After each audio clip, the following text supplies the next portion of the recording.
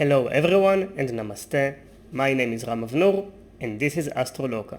Today we're going to do a weekly astrology survey, and this time in this Leo 2020 time we're going to understand exactly how we can purge anger and open to intuition to understand what kind of transformations we are bound to do in this time.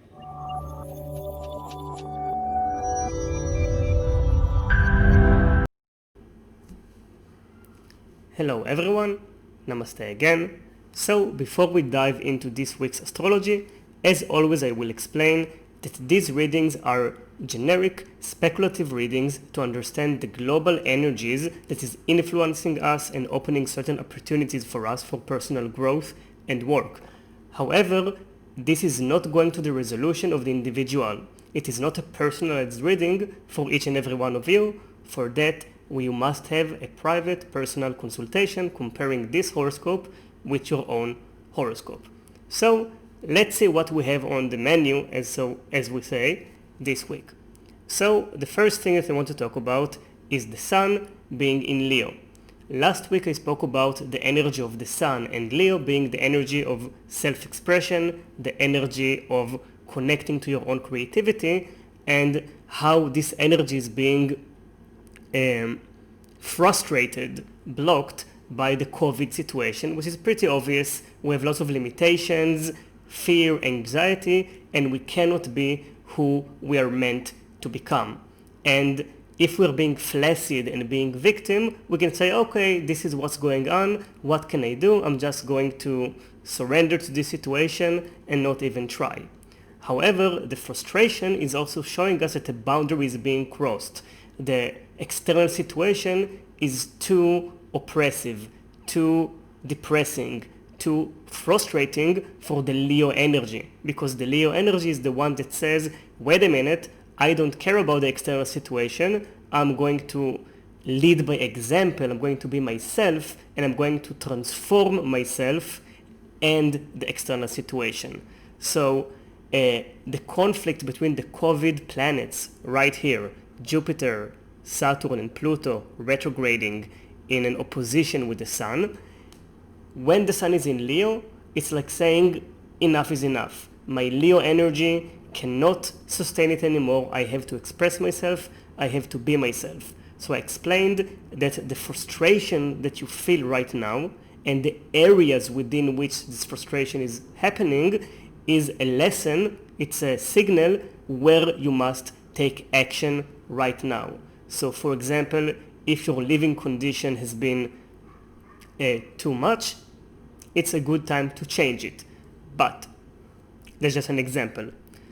But we have also a square of Uranus and the Sun, which is going to last until the 7th of August. Now, what does that mean? It means that Uranus wants to make revolutions and radical changes. Uranus wants to break the box, break the rules, and make something different and fresh. Now, when Uranus is in square, it can create an abrupt, even aggressive change, which is usually coming out of the energy of I can't do this anymore, let's just break everything and leave or do something extreme. Now, this energy is very good on one hand because it initiates change, it initiates the motivation to do something different, and it gives us usually the courage to do that. However, when Uranus is in square, this energy can be a bit too impulsive, too aggressive, and it can lead to breaking the current situation in a negative and even aggressive way. It can make you do radical decisions which are not fully and thoroughly thought through, and it can make you move too quickly and too fast. So my recommendation is connect to this Leo energy, understand where this external situation is holding you back and frustrating you, and understand from that this is a signal here in these areas I must initiate change.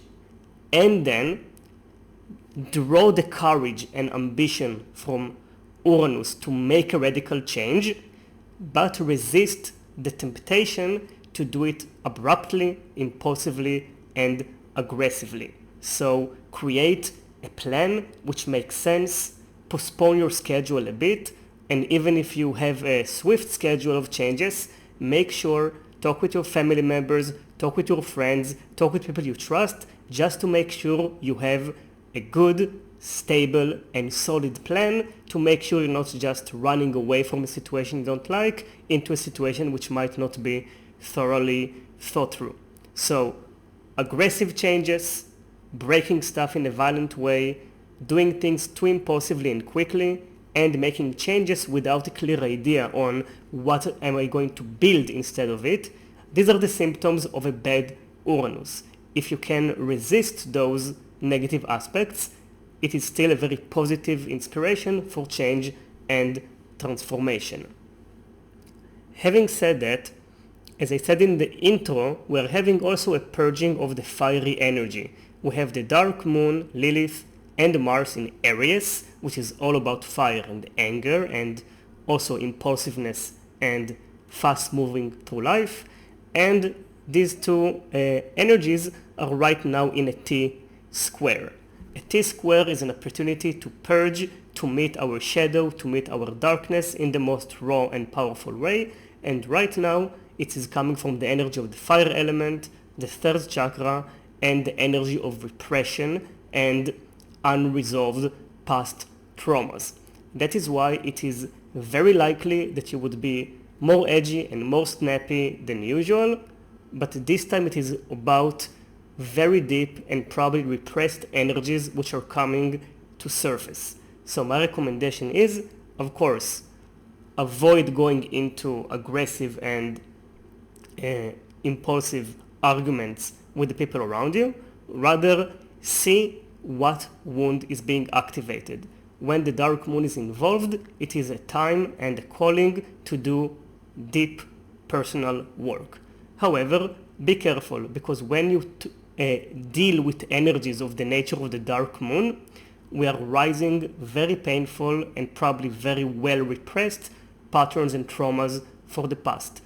The facing of this kind of issues takes patience, it takes time, and it takes resources. So I recommend going in that direction, but moderate it in such a way that you can still function in daily life. So basically, my recommendation is to go into a long-term process during this time, but also pace it in a way that you can handle and integrate it in your daily life well.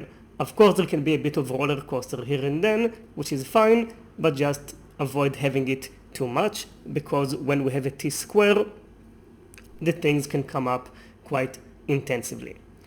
And the last thing I want to talk about is about a beautiful energy which has been forming lately, a sextile between Jupiter and Neptune. Now, both of these planets are now retrograding, but a sextile means a window of hidden opportunity. And here we talk about a hidden opportunity connecting two of the most inspirational and spiritual planets, Jupiter, the ruler of Pisces and Sagittarius, and Neptune, another secondary ruler of Pisces. And the energy of Pisces and the energy of Jupiter are related to spiritual inspiration, creativity, deeper intuition, and connecting with the deeper and higher meanings of our life. To put it simply, between now and the 9th of November, this energy is available for us. And it means that a profound introspection about the meaning and nature of our lives and how we can serve ourselves and the planet better is coming up. So this is actually a very encouraging energy, because in this phase of the COVID crisis, we are beginning to see energies that are supporting the transformation and harmoniously coming out of this crisis. So, to put it simply, Neptune retrograding can create a lot of confusion, a lot of unclarity about what the hell is going on right now with my life.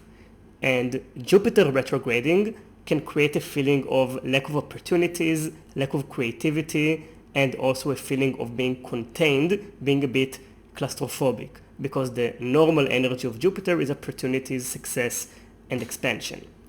However, because of this 60 degrees angle, the sextile between Neptune and Jupiter, it means that this situation of confusion and lack of opportunities is ultimately allowing us to connect to the deeper meaning, to the spiritual lesson that this situation, this world crisis, is supposed to allow us to go through. And because this sextile is fresh, it has just started, I predict that from now on until the mid of November, it is the time where deeper conclusions, deeper inspiration, and deeper clarity can begin to form, to blossom in our mind and heart, so we can understand what this situation is trying to teach us. So a practice and a meditation I highly recommend in this time is to truly ask your higher self, the divine, what are you trying to teach me? What am I supposed to learn? And who am I supposed to become through and because of these external circumstances? So this is it for this week. Thank you so much for watching, and I look forward to see you next week. Hi guys, thank you so much for watching this week's video. And if you like this kind of content, I invite you to like, subscribe, and share this channel and this video with anyone you think that might benefit from this kind of content. Thank you so much, and namaste.